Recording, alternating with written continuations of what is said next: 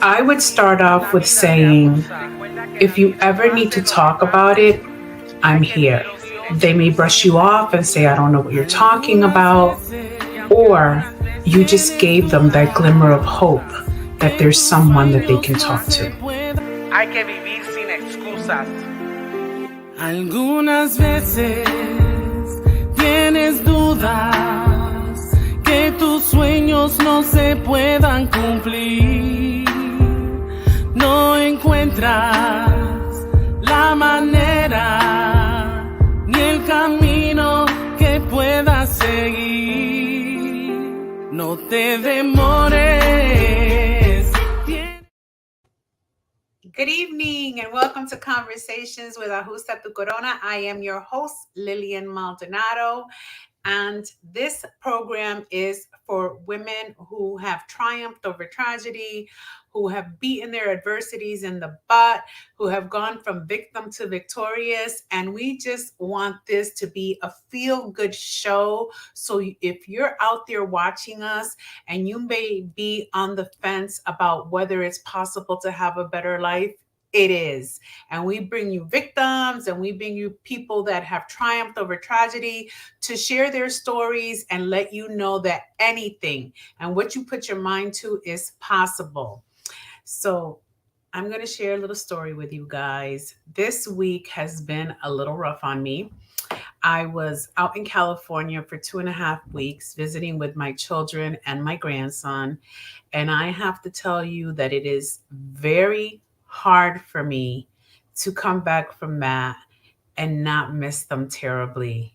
You know, when they leave the nest, you think you're good and this is what I'm going to do and I'm going to travel the world and I'm going to do this and I'm going to do that. But I have to tell you that I felt so fulfilled while I was out there with my children.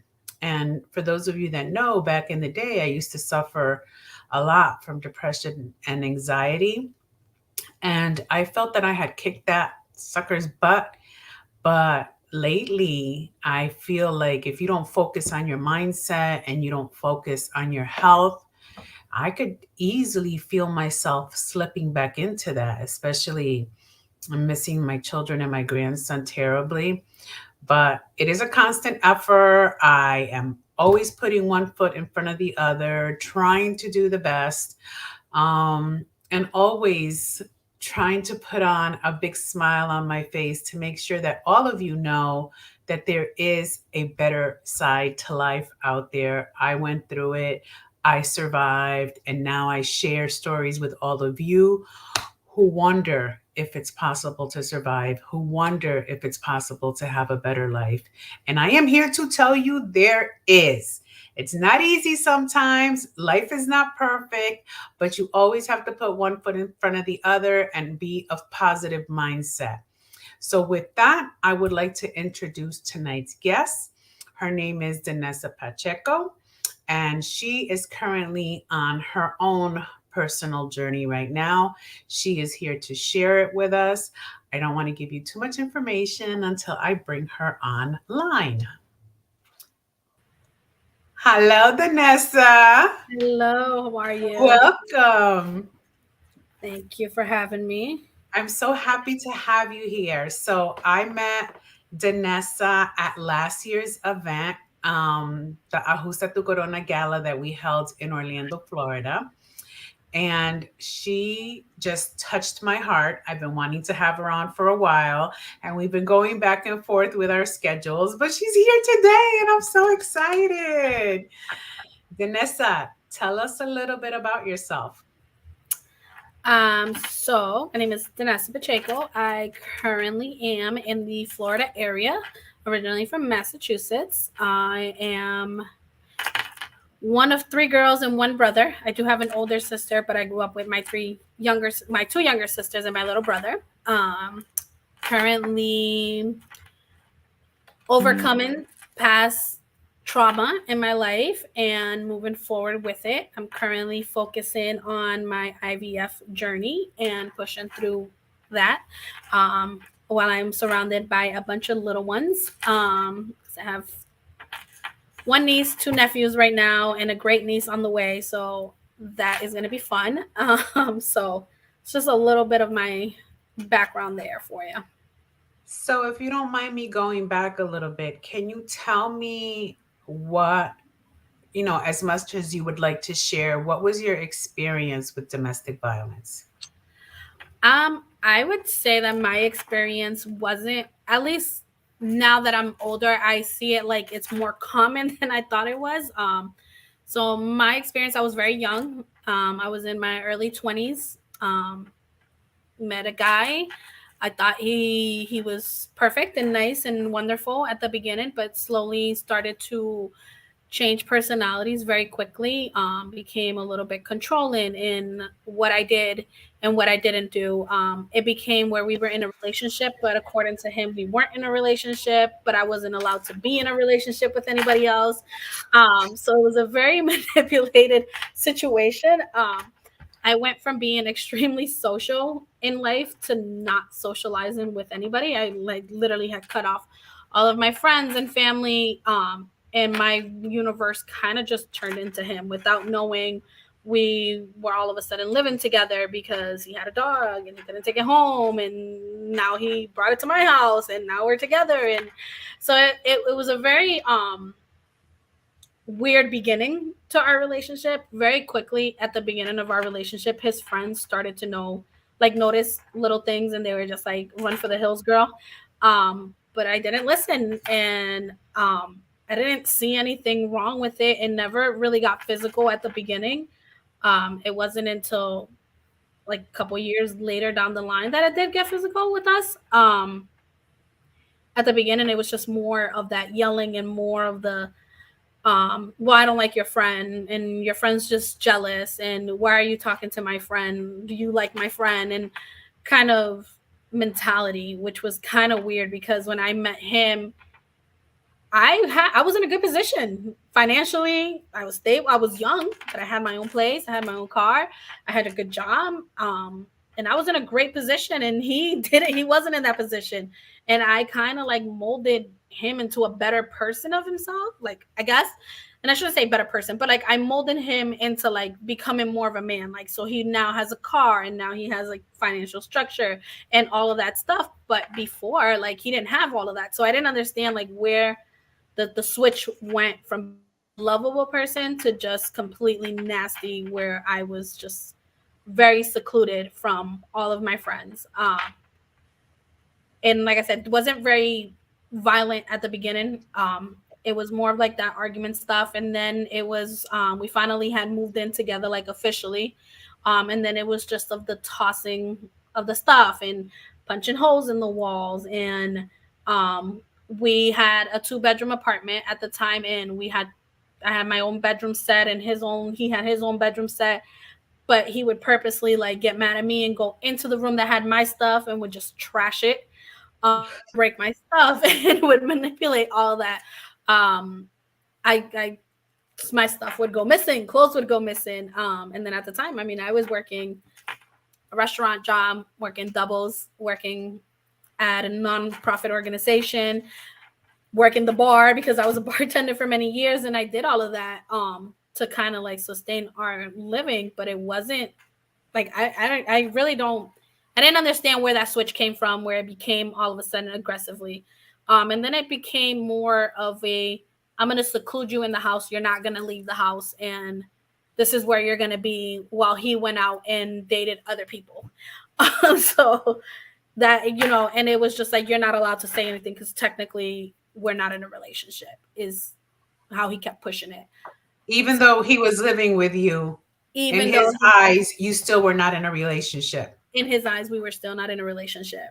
Mm, um, I interesting. do feel that the relationship did turn violent after his mom had came to visit. I mean, his mom lived in the same town with us, um, and she was a victim of domestic violence herself. So like I didn't understand where the justification for his behavior came from. Now that I'm, older, and I look back and I'm like, wow, I couldn't believe that she justified that behavior. And she would come and she would be like, well, why is this house a mess? And why is this? And I would be like, well, your son threw a tantrum, because there's no other way for me to put it. Well, what did you do to him? And why did you not listen? And why didn't you stay in your lane and stay in your place? And that was kind of like what I got from her. Um, And then it was like, well, come to my house and spend time here with me and just get away from him for a couple of days. But it was just more of her way of covering his bad behaviors. Um, and I mean, that went on for a little while. And it wasn't until one day I went to catch a movie with some friends that happened to be his friends. Like, so I met these people through him, and I became really good friends with two of them. And we went, and he was like, "Oh, well, let's catch a movie." Like, I was really upset that day. They took me out, and it wasn't until that day that things started to get physical between us. Like, that was the first time that he had put his hands on me, and it was just more of the I left the house without permission kind of crap that he gave to the world. Um, the second time after that was because I called them out for talking to some girl while I was in the car. And I'm like, are you kidding me? Like, that was the second time. The third, like, and it just escalated from there very, very quickly. Um, and I kept saying to myself I was going to leave. I don't know why I didn't. But then I also learned that when you're ready, you'll know. Because I always tell people now that even if that person drops the pencil the wrong way, when you've had enough, that will be the last straw for you. Like, you'll be like, oh, you dropped the pencil the wrong way, I'm leaving you, like, kind of stuff. But I had not reached that point with him. And I had gone to Puerto Rico with my sister for the summer. And you can say that I kind of found like a summer crush in a sense while I was away. And this was somebody who I didn't know, who showed me that you don't have to talk down to somebody. I don't know, like, he just showed me a different aspect in life. And I was just like, oh, I'm going to go back and I'm going to leave him and I'm going to do all of this. But the leaving him turned into like a manipulation of me staying a little longer. And then I finally was just like, no, I'm not going to allow you to manipulate the situation anymore. And I'm going to leave. And I'm moving to Puerto Rico. It had nothing to do with the guy, but it was just more of my way of escaping. I didn't want to stay in the same town. And so I was just like, I'm moving to Puerto Rico. And I had made the choice. I packed my stuff. I mailed my stuff. I mailed my car out. Everything was out the door. And I left to Puerto Rico. And then the day before I left to Puerto Rico, I had actually found out I had tested positive on a pregnancy test. And wow. I got to Puerto Rico and the conversation was like, well, you kind of need to come back. Because now I'm this child's father in kind of conversation. And I made the decision to come back because that, where we're taught family. You're taught family is valuable. And so yeah. I convinced my mom to buy me a plane ticket to come back after I literally packed my whole life and left half of it behind in Puerto Rico because I couldn't afford to bring it back now. And it was crazy because I was in Puerto Rico. My sister was there for a week. And then I was flying back with her like a week later. And while we were there, the day before we left Puerto Rico, I went to the mall, Plaza Las Americas, I think that's what it's called. It's a big mall in San Juan. Yeah. And I remember being there and not feeling well. And I was like, I don't feel good. I don't know what's going on with me. And I was driving and I just remember like just feeling drained out of nowhere. I had turned pale. I was completely flushed out. And I was just telling my sisters, like, I don't feel good. I don't feel good. I don't feel good. Went to the store, bought some medicine, which I didn't know at the time any better. But, I bought some Motrin to kind of like deal with the pain because I was like in extreme pain. And I finally got home and realized that I was having a miscarriage and got on a plane the next day and still came because that was the plan to kind of come back, and came back and told my parents I was going to go live with him and that we were going to try to work things out. And I don't think I lasted 2 months after I got back because things didn't get better. It was the opposite. It was just worse. I feel like he was more mad because I had chose to leave and put him in the situation where now I have to come back and now you have to take me back kind of mentality. What I didn't know is that in the week that I was gone, he had met somebody else, had a new girlfriend, and didn't tell me anything about it. So here I come back, I go back to live with him and he has a whole girlfriend in the background. Was mad at me because I showed up at the house where I live, by the way, and there was somebody there. And that was literally like the last straw for us. Like it got super aggressive, super violent. I remember having like bruised ribs. He had bit my finger really bad. Um, it was so bad that I told my parents I had gotten jumped because I didn't even want to tell my parents like what was really going on. Um, and I just remember that if it wasn't for his dog, by the way, because it wasn't my dog, kind of biting him off of me because the dog protected me. Um, and his roommate at the time jumping in, I don't know how far it would have gone that day. So, Wow. but that's kind of been like where it was. I mean, I walked away finally. After that, he did call a couple of times, like trying to work things out. I think it was more or less of him being scared that I was going to press charges. Um, and I was just like, no, like I can't go back. Like we can't work this out. Like you kind of have to leave me alone. I just want my stuff. That was like kind of our conversation. And then it was, well, if you want your stuff, you have to come back and kind of get your stuff. And I was just like, well, I don't want you to be there. And it just became really manipulative in a sense. But I always think that karma takes care of things. And I was just happy that I got to be around Massachusetts to see karma kind of take its place. Because right after that happened to me and I left and he wouldn't let me take my stuff, I think 2 weeks later, the house, the apartment we lived in caught fire. Um, it And wasn't me. lost everything. He lost everything. He lost all of it. Then he ended up back at his parents' house. And then the car that I helped him buy, not even 6 months later, broke down on him. Like, so now he's walking. The girl that he had in the background while I was in Puerto Rico and came back ended up cheating on him with his best friend. And so I was just kind of glad that I got to stick around to see that karma. Um, but I also had learned later on that I was made to be the villain in the story the entire time. Like, oh, well, she left me with nothing. And then all of this happened to me. And then boo-hoo, like I wasn't willing to step up and help him knowing that he was going through these kind of things. So it was just one of those like weird things. I remember like after all of this had happened, I also remember like there were incidents where he had put his hands on me and his mom would take me out of the house and say, oh, let's just calm down. Like, it's okay. It's okay. And then a couple years later, I remember going to Puerto Rico and bumping into her. And she had mentioned to me she had left her husband for putting his hands on her. And I was like, why was it okay for your son to do it to me then? And I'm like, now we're back in a full circle. Like, it wasn't okay for him to do it, so you left, but it was okay for your son to do it, and you justified it. So, kind of left it at that and just moved on with my life, and then eventually decided to move to Florida because after that relationship, I felt like I kept getting into other relationships. They weren't like aggressive or violent or anything, but they were just no good relationships. Like I wasn't looking for the right things. And I was just kind of trying to fill a void that I felt that was left by that relationship, even though I shouldn't have wanted to feel like something that was so negative in my life. But for some reason I was searching for something to fill that lost void that I had. But I ended up searching. Yeah. Because usually it finds you. Yeah. Like what's meant to be for you finds you. Yes. Yeah. Yeah. And then I finally moved to Florida with my sister. We kind of made the decision. She came out here for college, and I came out here to get away from everybody.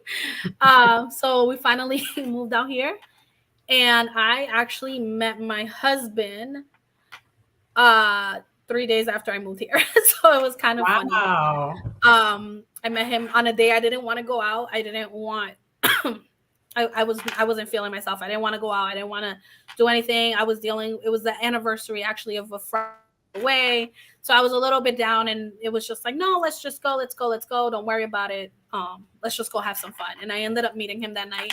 And I always make this joke that Anthony came into my life and just never left because he literally never left. But I also had to learn to be in a relationship like all over and learn healthy boundaries and learn what I would tolerate and what I wouldn't tolerate. I felt a little neurotic with this relationship, and I feel like I did everything very different with this relationship. I went in guns blazing, like you say, and I said, hey, This is what I will take. This is what I will not accept. And it's either you take it or leave it, because I'm not settling for anything less than that.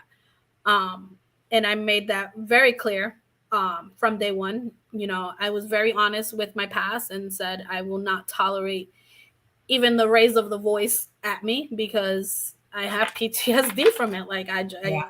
I, Yeah. I cowered and I get it. I turn into this. I'm a very strong person, but when for some reason a man raises their voice, it turns me into something I'm not. And I'm like, I don't want to be that person, so I don't allow certain things. And that was something that was made very clear to my husband from day one. And then I also focused on things that I did want. I was like, I don't want a relationship that's going to last 3 months and then you're going to move on. I'm like, I'm older, I'm getting a little older, and it's either we're going to be in this relationship and in 6 months from now, if you don't see us being long term, then walk away. And if in a year you don't see me being wife material, then walk away, because what you don't want, somebody else will. And I've laid that rule out from our very first date. And a year after we met, we were engaged. 2 years after meeting, we were married. And now we're 5 years married. So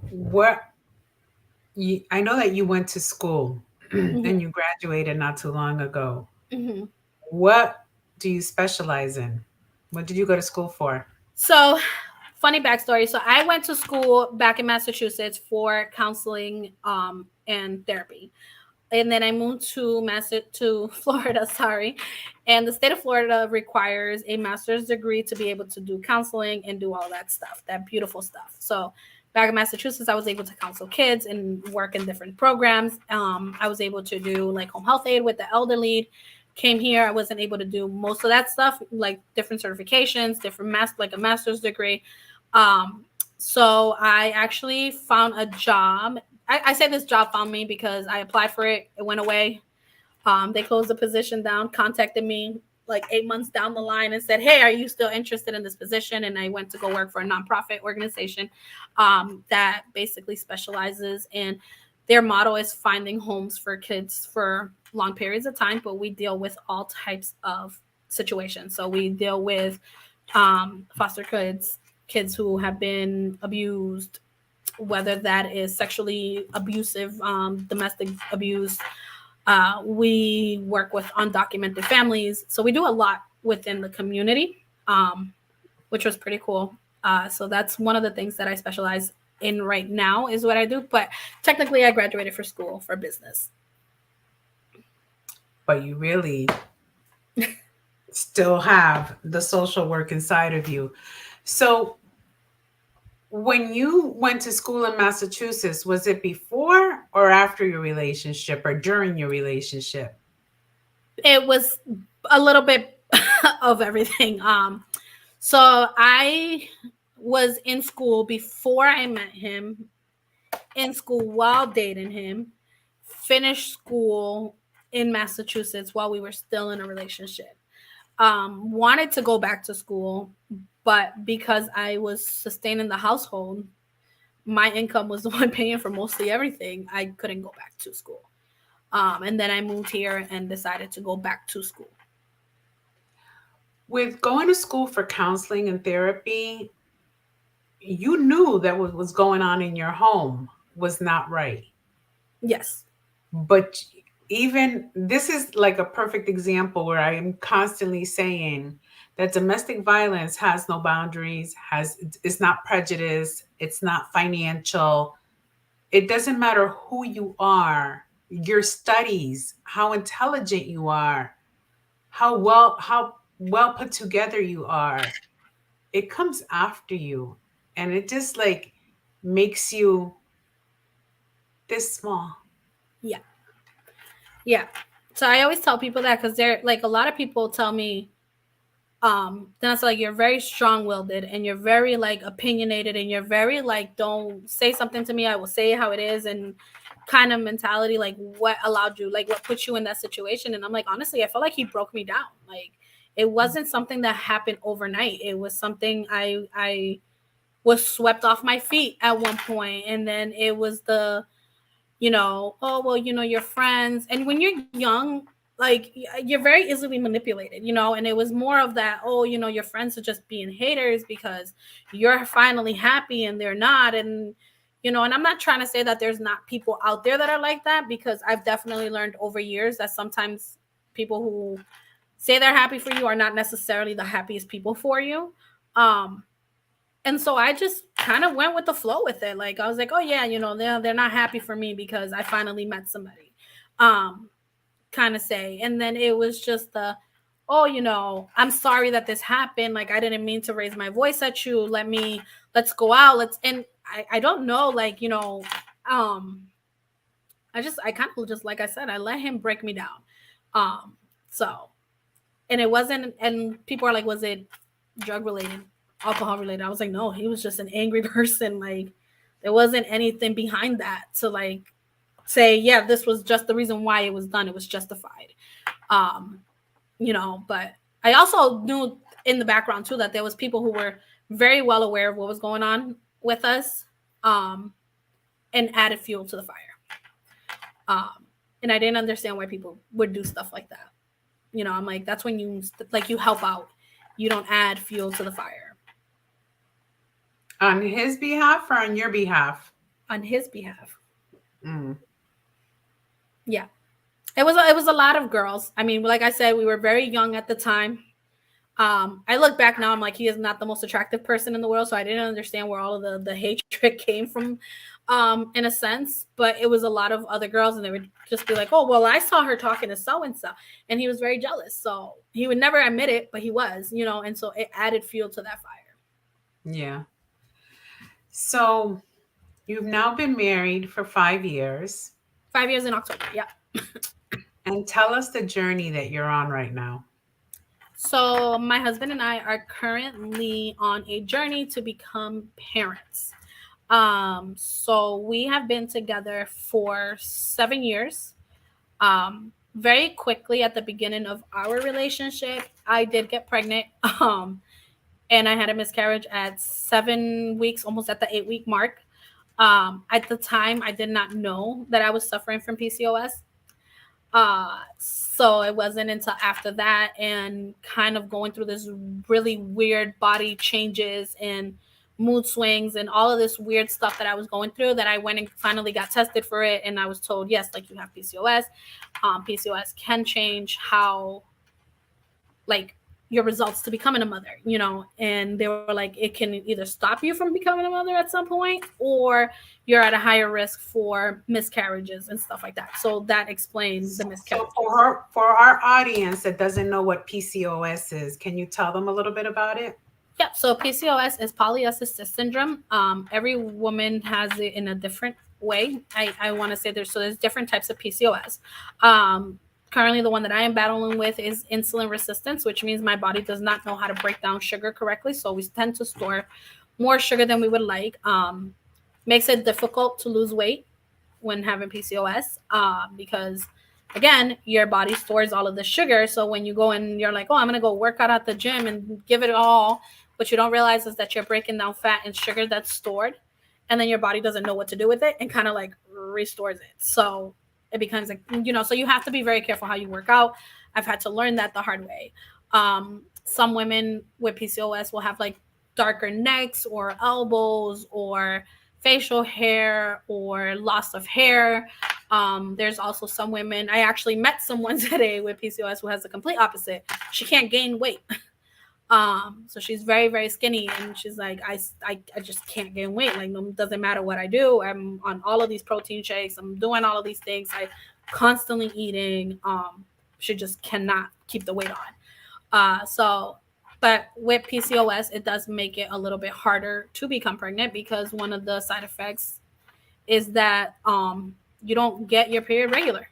So if you're not getting a period regularly, you're not ovulating regularly. Some women have PCOS their whole lives, and well, it's something you're born with, and you don't even realize you have it because you have a consistent period, and it's not until you change something very slight that it kind of changes like all of it. So for me, it was, I guess I started to change the way my body was when I went on birth control, and then my second miscarriage kind of just threw it off over the edge.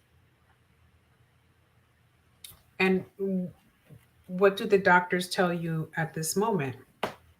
So with our appointment, so we had to do what is an IUI, which is a insemination.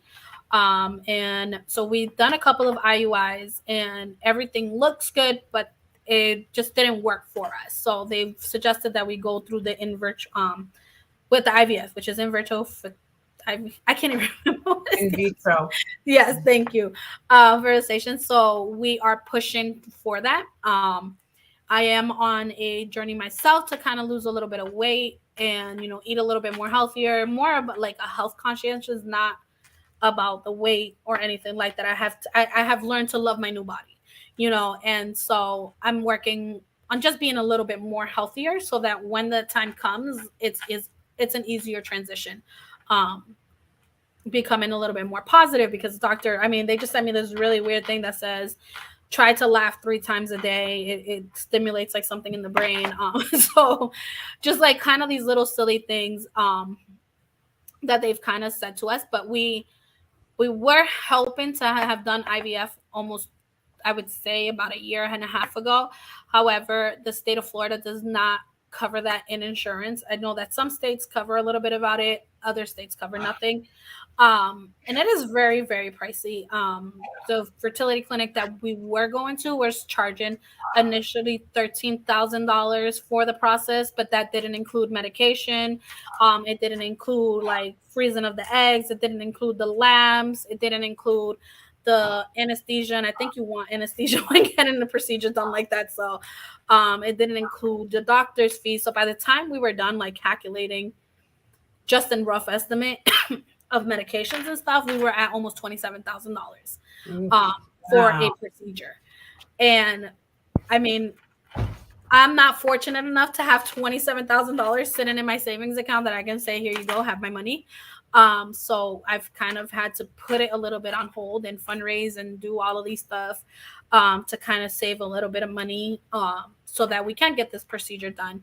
So we've done a little bit of that. And then the biggest thing that I think I have done is I actually wrote a letter to my CEO in the company that I am currently working in and kind of just expressed the statistics that, 1 in every 8 couples suffers from infertility. Um, and if you walk into a room and you don't ever say anything, you would never know. But I learned that today.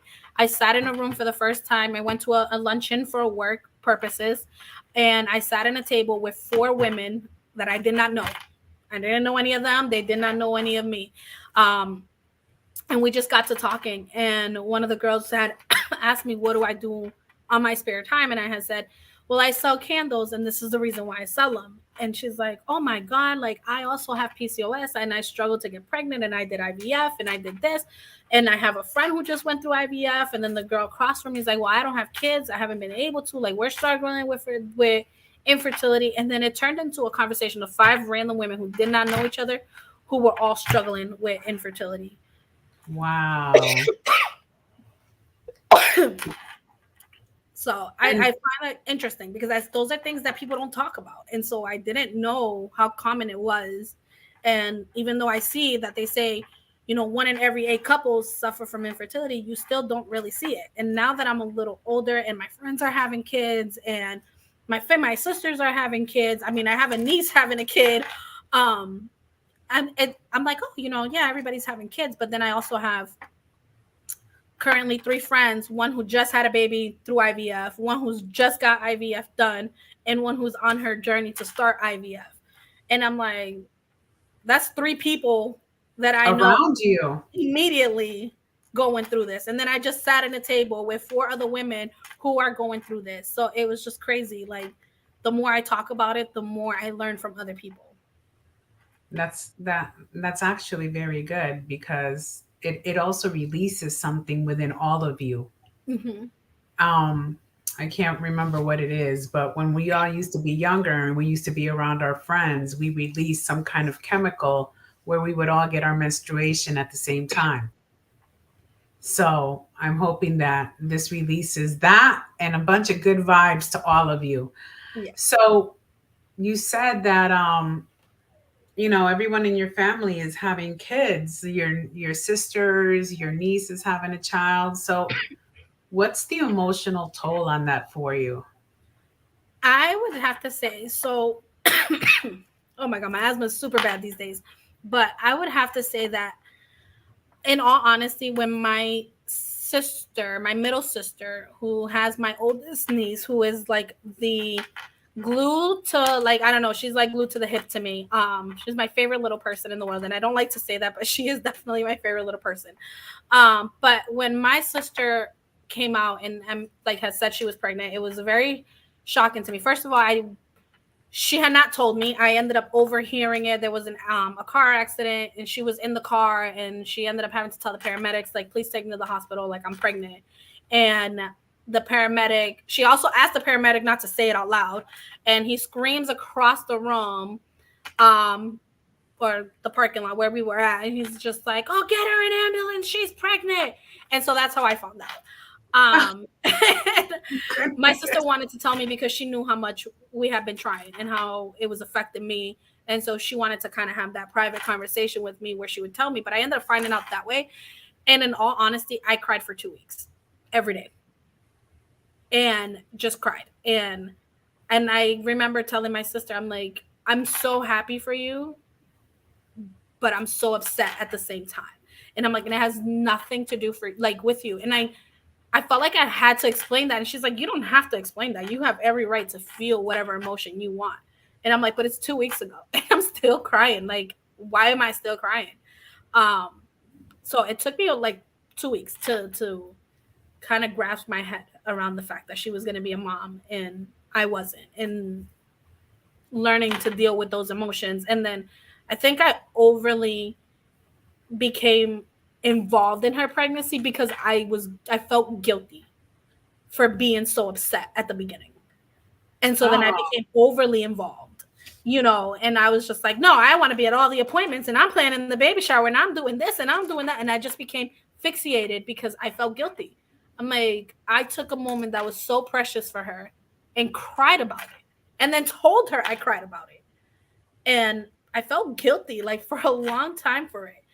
But now, I mean, I love my niece. I love my nephews. My two sisters have given me little bundles of joys that I'm constantly calling and on FaceTime with. And, they're very lovable. And so I'm okay with it now. And I'm okay with Best auntie. and I am okay with it. But I do tell people that sometimes when other people announce pregnancies, like, I'm like, it's kind of like a little jab. Like, you're just like, oh, well, hopefully the next one is me, And then one of the other things that I like to tell people is, I don't mind that you ask, especially if you don't know me, why don't you have kids? I don't mind people asking that question.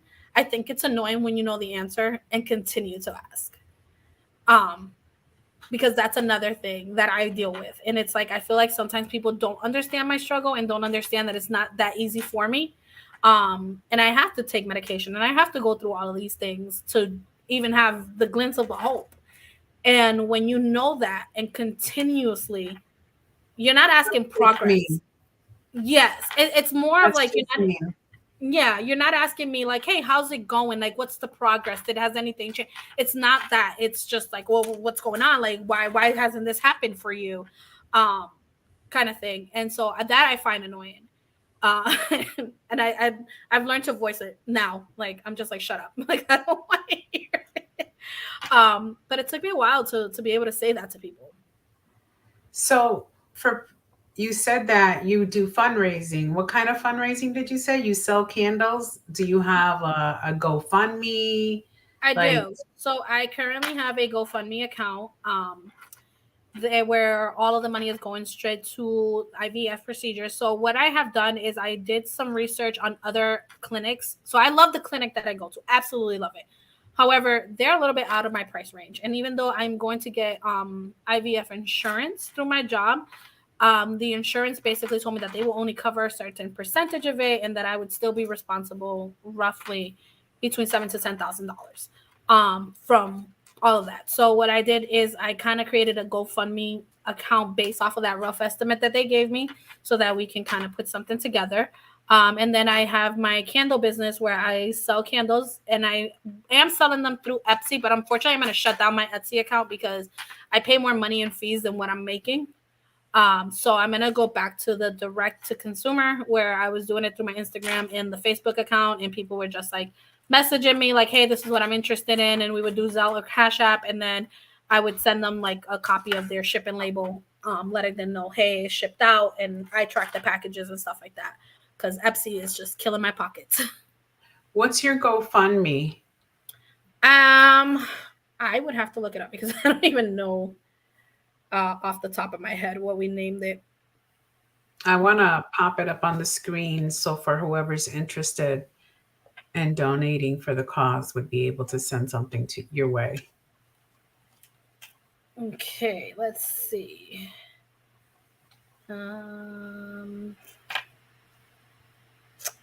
What I can do,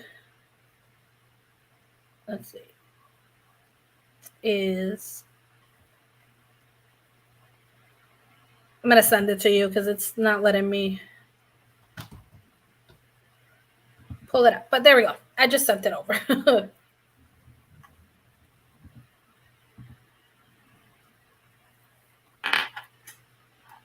Oh my goodness. I don't know if I might be able to. Let's take a look.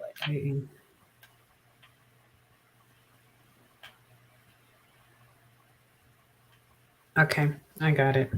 The link. So let's go. Yeah, so that's pretty much like where we're at with those things. I was doing like party plan. I do party planning still.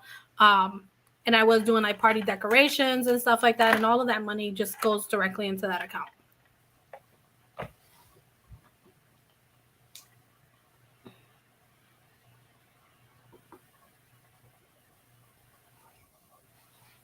So this is her GoFundMe. It's going on the bottom of the screen. You might have to do the HTTPS in front of it. But this is her GoFundMe if you'd like to donate to her cause of getting in vitro. And what is the name of your candle brand? So my candle brand is actually called Level Up Candles. And it was just kind of like a mockery to myself because I was just like, I felt like I leveled up throughout life. And so that's why we named it that. Is it Level Up Candles altogether? Is there any underscores in there? No. So on my Facebook account, it's just Level Up Candles. And I think I can write that to you. Yeah, if you just put Level Up Candles, it's black and white picture. And I can look it up for you. Level Up Candles, and I have to say I have personally been a purchaser of them and they smell amazing. She has the most amazing scents. She has like tres leches, she has coconut ones. I just took one out of the cabinet that I got from you called Settle Down or something like Calming Down. I can't remember the name of it. Yeah. I just took it out today and I'm like, oh yeah, I'm going to put this one on tonight. It reminds me of like almost like scented oils. Yeah, like, so we do use a lot of organic oils in the candles. So I've actually purchased the oils that go into the candle through an organic company that's located in Texas. That is actually privately owned by a group of women. So I use them for that purpose. But yeah, no, they smell amazing. I think right now the most popular candle that we have has been the coquito candle because it smells straight like a cup of coquito and people seem to love it. I actually just released them again recently, like a mid to the holidays thing, and took them out and I they didn't last a day. So I didn't make too many of them this time. So well, you need to stock up on the favorites. She also has a lot of men scented candles. And by that, I mean, it just smells like a clean man with cologne, if you like a man with cologne. So she makes many of those, and those are very popular as well.